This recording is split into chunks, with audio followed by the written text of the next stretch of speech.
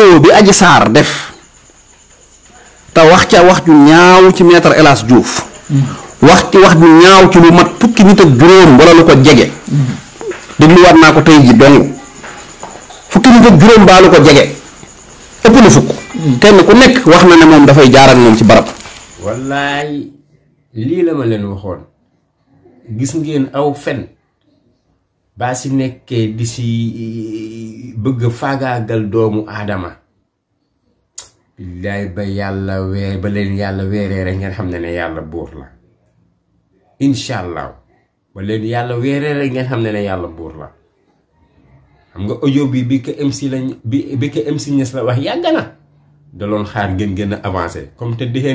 xeen wow la ngeen den gën a avancé si dossier bi nen dem leen gën a dem ngeen gën a suux leen gën a attaqué Ousmane Sonko yàlla gën leen a suuxal parce que li ngeen a def ay kàcc la seen lépp ay kàcc la ay kàcc ya toy xëpp leen gën a avancé rek yàlla gën leen a weer te du ngeen nangoo gis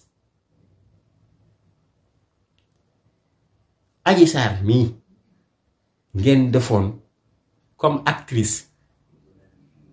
yàq na seen dil bépp sa audio boobu te audio bi nag est bien sécurisé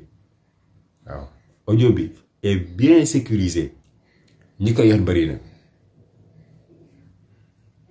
yow nag Cheikh Bara moom maa ngi laa ñaanal suñu borom wala bokk ñu ngi laa ñaanal yàlla suñu borom yal na la yàlla taxaw